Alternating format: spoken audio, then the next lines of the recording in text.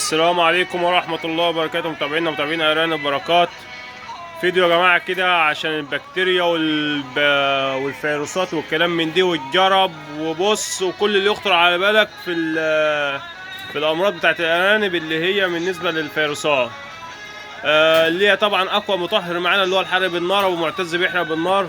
مسا على الناس كده أبو معتز. بركات، ازيكم عاملين ايه؟ يا رب تكونوا بخير. طبعا الحرق بالنار اقوى من اي مطهرات، لازم تحرق على الاقل مرتين في الشهر. تمام. في الصيف ده لو مره بس تحرق مره كويسه، يعني تحرق كويس ماشي، لان الحرق بالنار هو اهم من اي حاجه، بيشيل اي بكتيريا اي فيروسات. وبرضه ايه قدام الناس برضه هنحرق قدام الناس. ايوه ابو معتز برضه عرفهم الحرق في الصيف. زي ما انت قلت مثلا مرتين، كل مره 15 يوم. طب في الشتاء بقى احنا بنكتر ليه؟ في الشتاء يا باشا لو عايز تحرق في اي وقت يحرق، لان الجو بيبقى حلو معاك. تمام. وبرضه عرفهم عشان البكتيريا بتتنشط في الرطوبه، بتتنشط اكتر مع الرطوبه والكلام من ده. ايوه. فانت تحرق برضه بكتيريا الجرب، برضه حشره الجرب برضه بتتنشط مع الرطوبه جامد. فانت تحرق في الشتاء مره 2 3 4 مرات في الشهر مثلا. حلو، كل اسبوع مره. لكن في الصيف مرتين عشان برضه يبقى الجو حار. عرف برضه الناس انت بتحرق كده على السريع ازاي برضه. الناس عشان في ناس برضه بتقول احنا هتحرق ازاي وبتاع. الحرق بيبقى ايه على السريع كده مثلا. ايوه. تاخد وش القفص كده ماشي. العلافات فوق بالعلافات. تمام.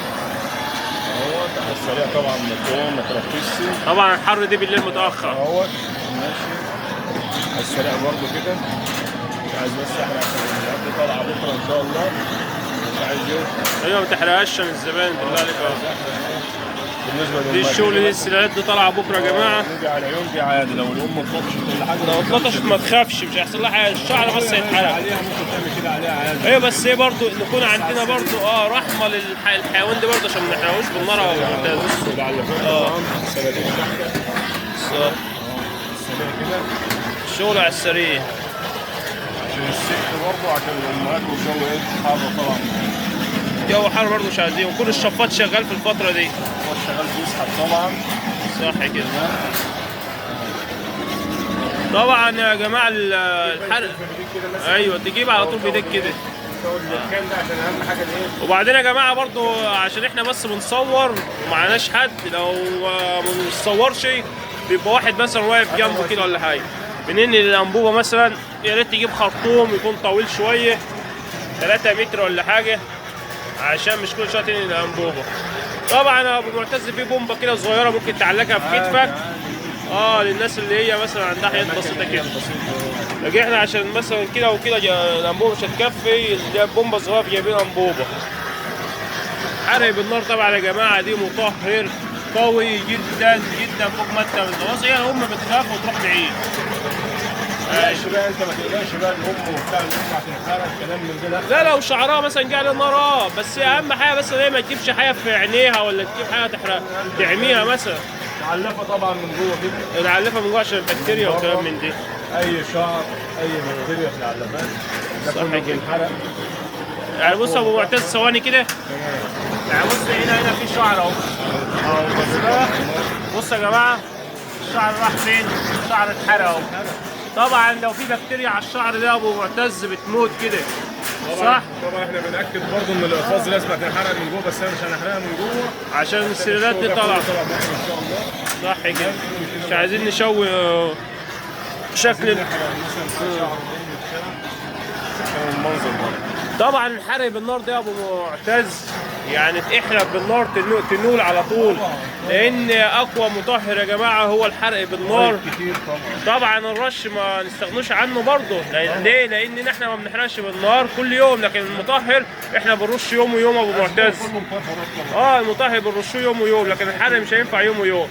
احنا بنحرق مثلا في الحر ديت مثلا كل 15 يوم مره، في الشتاء كل يوم جمعه مثلا مره، عشان البكتيريا بتتنشط يا جماعه في الشتاء جامد.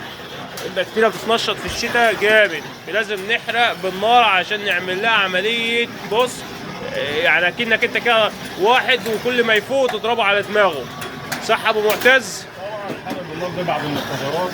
لو في اي مثلا بيطلع حشره الجرب اي خلاص، حاجه على السلك ده كله بيحرق. بيتاكل طبعا. الرش ما بجيبهوش، الرش ما بجيبش الحاجه دي، طبعا بتاكل الكلام ده كله. لكن النار زي ما انت قلت بتجيب شعر هنا في العلافات حاجات.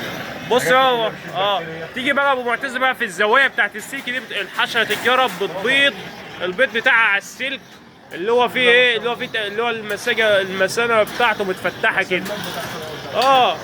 فانت كده بتجيبها بالنار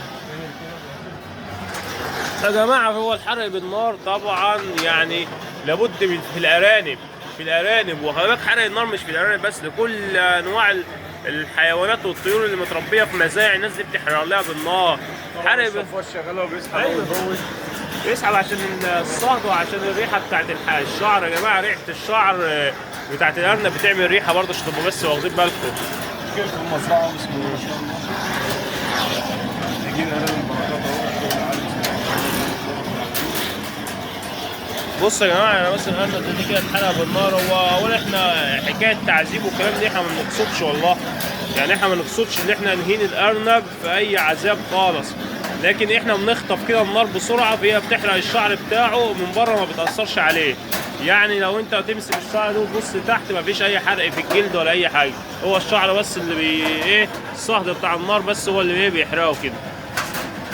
لكن احنا طبعا الحمد لله رب العالمين ما نقدرش ننزل الارنب ولا اي كائن حي ابدا بحيه تعذبه ابدا، لان دي فيه روح يا جماعه. شد كده شويه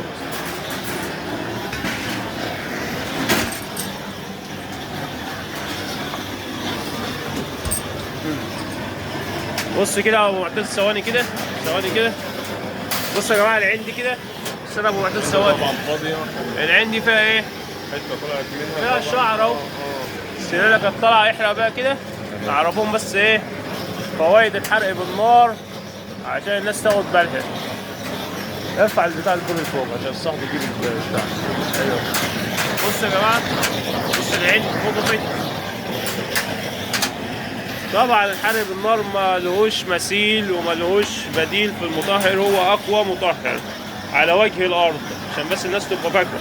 اقوى مطهر على وجه الارض هو الحرق بالنار، لانه ما فيش بقى في بعد كده بعد ما انت بتحرق الحاجه كلها، يعني مش رش كده مثلا، لا ده حاجه بتحرق. وطبعا ديت معلومه حبينا نوصلها للناس ونعرفهم فوائد الحرق بالنار يا جماعه. مفيش حاجه اسمها بنموت حشره الجرب، بنموت اي فيروسات. كده الفيروسات موجوده في المزارع عشان بس الناس تبقى عارفه. المكان اللي يتواجد فيه ارنب لازم يتواجد فيه بكتيريا، خدت بالك؟ بس انت بقى بتعمل ايه البكتيريا؟ انت بتعمل لها عمليه كسل او بتعمل لها عمليه مثلا بتخليها تدوخ كده ما تظهرش ولا تقوم عندك ولا تظهر في المكان. عامل زي واحد قدامك كل ما يفوق بتضربه على دماغه تدروخه، وهي نفس القصه، هي موجوده بس التنشيط بتاعها بسيط. الحاجه مش ما بتتنشطش لانك انت اول باول مخلص عليها.